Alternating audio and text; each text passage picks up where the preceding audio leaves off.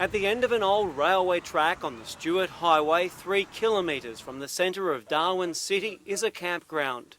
Thousands of motorists drive past it every day. It's home to a dozen Aborigines. There are 6 tents. It has a place to cook and a rubbish area. The toilet is the ravine, 20 metres away. No trouble.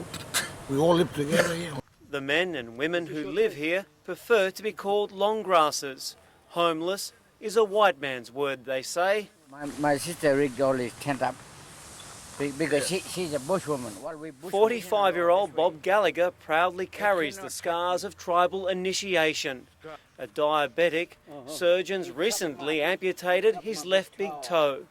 From a plastic bag, Bob pulls out clean sheets and towels given to him by nurses the day he checked out of Royal Darwin Hospital.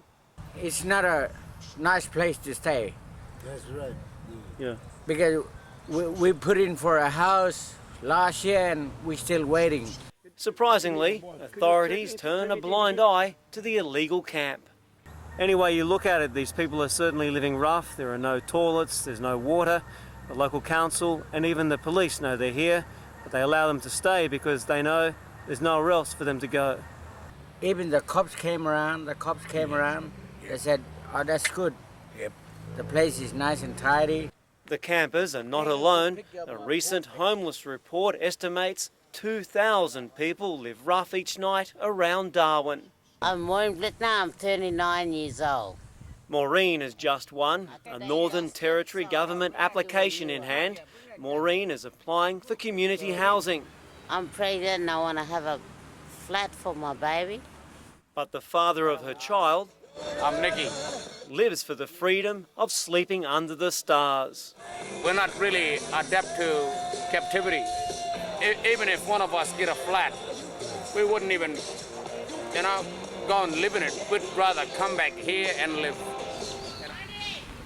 Lord Mayor Graeme Sawyer believes the increase of long grasses around Darwin is a consequence of the federal intervention. Most are driven out of their communities by an addictive search for alcohol.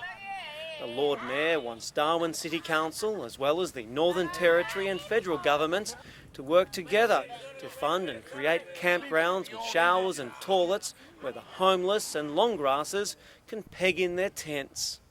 We have the same problem with backpackers when the dry season comes and there's lots of tourists in town. Obviously you get stories where there's rubbish and trouble, but a lot of these people are fantastic people, and it's really important, I think, that we get a place in Darwin where we can do this sort of stuff properly. Living a simple life, the camp residents share their money, food and grog. Port is the drink of choice. Melted ice is used to water it down. Diluted, the port lasts longer and is easier to drink. No, we don't drink every day. Not every day, but we have a drink, yeah. Playing cards to pass the hours. A young Australian. It's not white people they resent. Their anger is targeted at new Australians. Indonesian mob and all the African mob, they coming over here.